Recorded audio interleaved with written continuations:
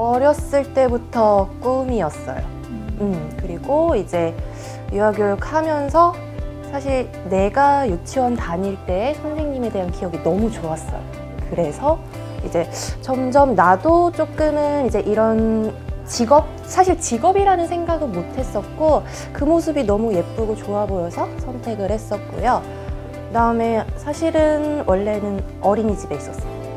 어린이집 교사를 했었고, 이제 좀 다년간 이제 경력을 쌓다가 어느 날 생각을 해보니까 보육도 중요한데 조금 체계적인 프로그램? 이런 거를 좀 하고 싶었어요. 그래서 아무래도 약간 겉핥기식으로 넘어가는 게 아니라 조금은 깊이 있고 심화되고 이런 내용들을 잘 전달하고 싶은 거, 그렇게 생각을 해서 YKZ에 대해서 알아봤고, 그래서 지원을 하게 됐어요. 일단은 놀랐다는 부분은 제일 큰 것 같아요. 왜냐면 지식 전달 위주가 아니니까.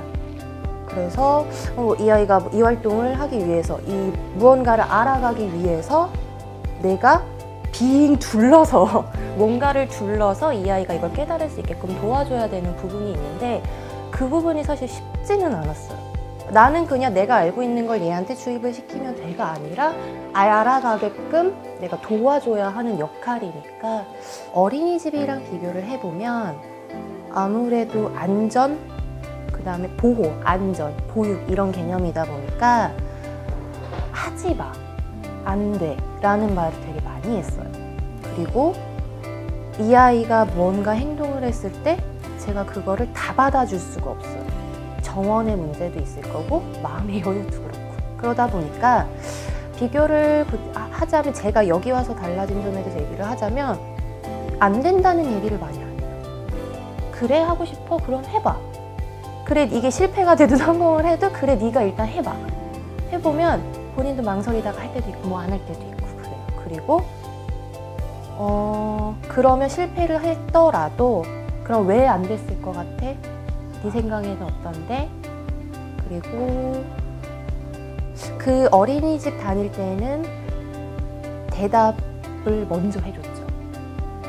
예를 들어서 뭐 이게 먹고 싶어? 아니면 뭐 이거 갖다 줄까? 그러니까 아이가 대답할 틈이 없었어요. 왜냐하면 어른이 먼저서 해주다 보니까 아이들이 할 수 있는 건 응, 아니? 이 정도였는데, 여기서는 제가 이제 물어볼 때는 이게 뭐예요? 라고 이렇게 물어보게 되면 대답보다는 너는 어떻게 생각하는데 이게 뭔 것 같은데? 질문으로 오히려 아이가 좀 끌어낼 수 있도록 하는, 그게 약간 생활화된 것 같아요. 아무래도 연령마다의 차이도 있지만 개개인의 다양성도 있거든요. 4세니까 무조건 못 앉아있어? 7세면 무조건 이렇게 심화되게 해야 돼? 이런 연령별의 차이는 아니라고 저는 생각은 해요. 그래서 4, 5세 같은 경우는 아무래도 경험 위주의 다양한 활동들을 체험을 해보는 게 이제 주된 목적인데, 모든 걸 100% 다 숙제를 하고 넘어갈 수는 없어요, 4, 5세가. 그렇기 때문에 이 아이가 이 활동에서 어떤 걸 얻어가는지, 그런 것들이 어머님이랑 좀 얘기를 나누면서, 뭐 잘한 부분, 못한 부분이 아니에요. 이 아이가 어떻게 이해를 하고 어떻게 얘기했는지. 4, 5세는 그런 위주로 어머님과 좀 커뮤니케이션을 통해서 활동을 하고요.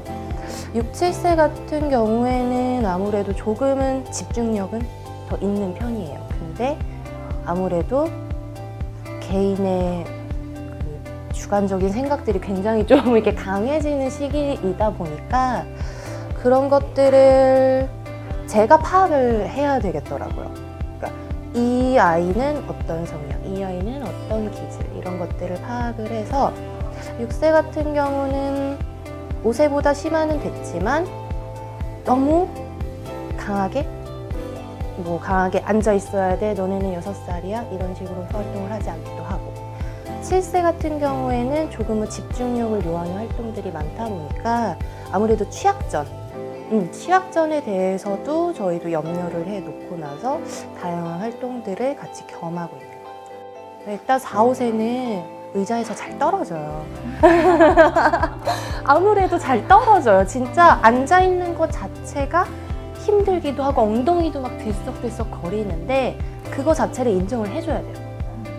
너는 왜 이렇게 못 앉아 있어가 아니라 재밌나 봐. 되게 재밌어서 엉덩이게 막 이렇게 있나 봐. 그래서 돌아다니고 노래 부르고 하는 것들에 대한 존중을 해줘요. 그리고 6, 7세 같은 경우에는 뭔가 문제 해결을 할 때 또는 실험을 할 때 실패를 겪을 수도 있고 어려울 수도 있어요.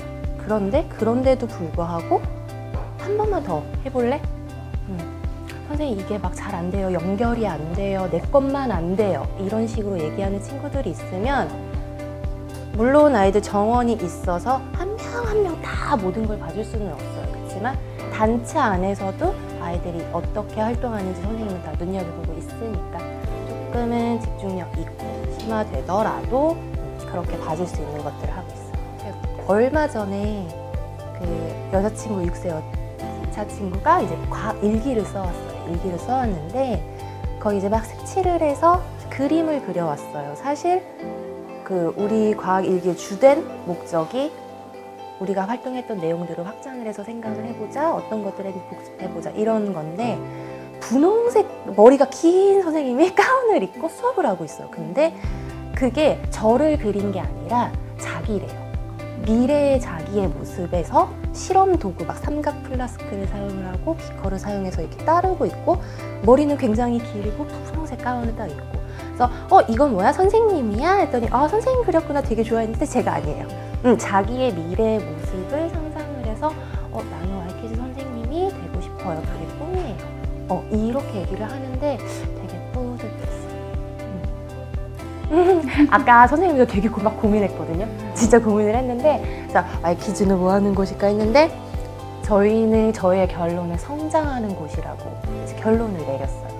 왜냐면 아이들이 다녀요. 근데 그 아이들을 보호하고 있는 학부모들도 있어요.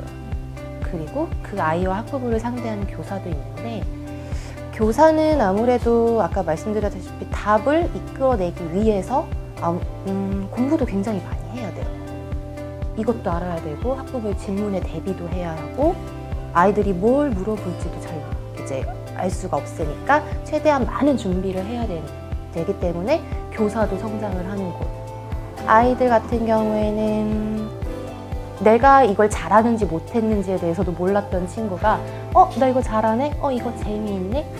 이런 것들을 알아낼 수 있어서 발전시키고 성장할 수 있는 곳. 그래서 교사도 성장하고 아이도 성장하고 이거를 듣고 아이에 대해서 알아가는 학부모도 같이 성장할 수 있는 그렇게 이제 다 어우러져서 성장할 수 있는 곳이라고 생각해요.